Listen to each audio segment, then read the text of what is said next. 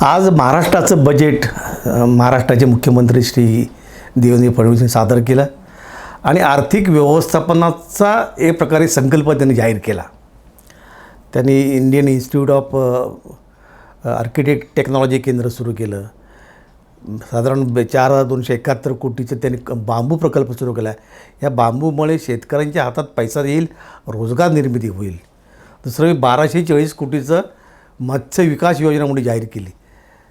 विशेष करून कोकणच्या किनारपट्टीवर सर्वत्र किनारपट्टीवर आपल्या मत्स्य विकासाला खूप हातभार लागेल. त्यातून हे सगळे मत्स्य व्यावसायिक आहेत त्यांनाही रोजगार निर्मिती होईल. नवीन मुंबईत एक आम्हाला वाटतं आंतरराष्ट्रीय एज्युकेशन सिटी सुरू आली. एज्युसिटी म्हणजे काय, अनेक फॉरेन विद्यापीठं तिथे येत आहेत, आपल्या विद्यापीठ टायअप करत आहेत आणि त्यातून खऱ्या अर्थाने आधुनिक शिक्षणाची गंगोत्री त्या न्याय मुंबईत येईल. ते होणं गरजेचं होतं.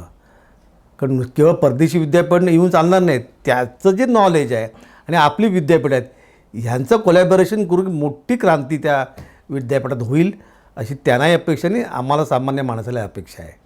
दुसरं असं की अटल सेतू परिसरात एक नवे तिसरी मुंबई तयार होते.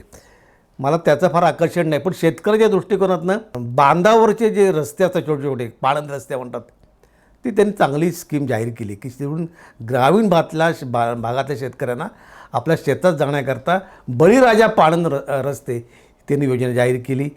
दुसरं म्हणजे आत्ता केंद्र सरकारची घरासंबंधी फार मोठी योजना आहे, पण या घरावर सोलर बसवण्याची जी व्यवस्था आहे ती आत्ता ज्या बजेटमध्ये आजच्या वेळी झाली. मला वाटतं हे सगळे जे हे आहेत हे फार महत्त्वाचे आहेत, ज्यातून एक आर्थिक व्यवस्थापनाचा दिशा आणि एका अर्थाने संकल्प मला वाटते अर्थसंकल्प आहे आणि म्हणून मी अर्थसंकल्पाचं स्वागत करतो.